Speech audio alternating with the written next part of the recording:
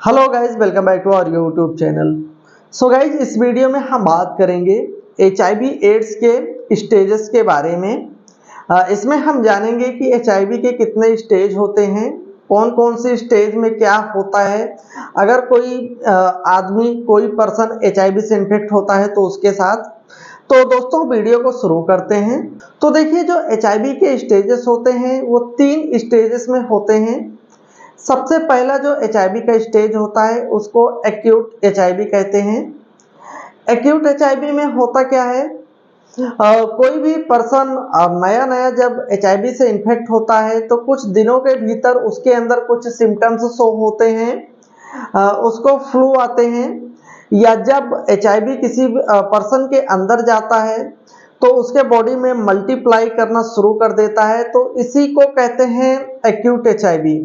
मतलब कि ये पहला चरण है।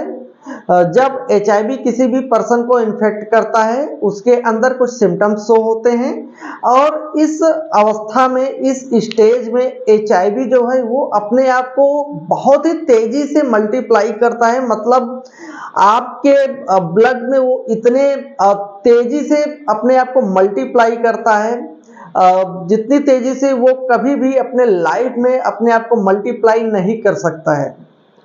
तो देखिए, ये जो स्टेज होता है इसमें हमारा जो इम्यून सिस्टम है, हमारा बॉडी भी उसके अगेंस्ट रिएक्ट करता है। तो ये जो रिएक्शन है पहली बार के इन्फेक्शन का, इसी को फर्स्ट स्टेज कहते हैं। सेकेंड जो स्टेज हमारा है उसको क्रोनिक HIV कहते हैं। सेकेंड स्टेज में होता क्या है, जो हमारा वायरस, जो वायरल लोड है बहुत तेजी से बढ़ा हुआ रहता है, उसमें हमारा जो इम्यून सिस्टम है रिएक्ट करता है। तो जो वायरल बहुत तेजी से बढ़ा हुआ होता है उसको एक लेवल में लाके हमारा इम्यून सिस्टम कर देता है, क्योंकि हमारा इम्यून सिस्टम वायरस से फाइट करता है। तो जो वायरस इतनी तेजी से मल्टीप्लाई करके इतना ज़्यादा हो जाता है तो उसको हमारा जो इम्यून सिस्टम है धीरे धीरे खत्म करता है। जब धीरे धीरे हमारा इम्यून सिस्टम रिएक्ट करता है वायरस के अगेंस्ट, तो वायरस जो है एक लेवल में आ जाता है। इस लेवल में आपको सिम्टम्स बहुत ज़्यादा शो नहीं होंगे, क्योंकि अब आप सेकेंड स्टेज में पहुंच चुके हैं। इस स्टेज में लोगों के अंदर HIV तो होता है, बट लोगों को सिम्टम्स शो नहीं होते हैं। इस स्टेज को असिम्प्टोमेटिक स्टेज भी कहते हैं, क्योंकि दोस्तों HIV आपके बॉडी में रहता है।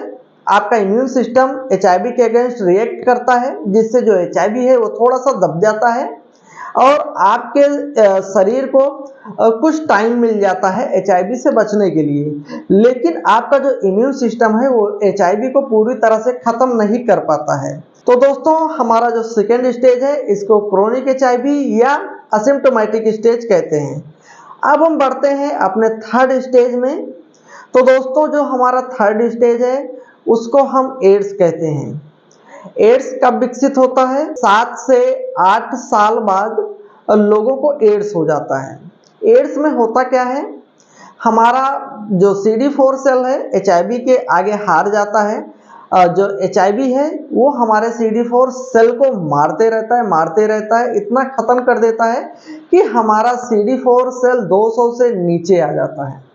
और जब 200 से नीचे हमारा CD4 आ जाता है तो यहाँ पर किसी भी एड्स पेशेंट को अपॉर्चुनिस्टिक इन्फेक्शंस होने लगते हैं, लाइक TB या निमोनिया।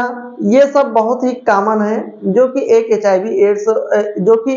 एड्स पेशेंट के अंदर आपको देखने को मिलते हैं। जो एड्स स्टेज में पहुंच जाता है वो लगभग एड्स होने के बाद 2 से 3 साल और जिंदा रहता है।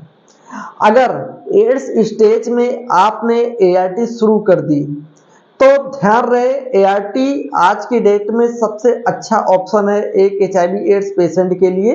अगर आपने एड्स स्टेज में ART शुरू कर दी तो आप वहां से अपने CD4 सेल को रिकवर करना शुरू करेंगे, और जो वायरल लोड है उसको अनडिटेक्टेबल कर देंगे, और आपका जो CD4 सेल है वो धीरे धीरे बढ़ता चला जाएगा। तो आप एड्स से HIV के स्टेज में आ जाएंगे, क्योंकि आपका जो CD4 सेल है वो अब बढ़ने लगा है, और आपका जो वायरल लोड है वो लगातार घटने लगा है। तो दोस्तों, अगर कोई डायग्नोस हुआ है या किसी को पता है कि उनको HIV है, तो मैं रिकमेंड करूंगा कि आप जल्द से जल्द अपने ICTC सेंटर में जाएं, वहां पे आप अपना ART शुरू करें। ART ICTC सेंटर में फ्री है और ICTC सेंटर में दोस्तों काउंसलिंग भी फ्री की जाती है।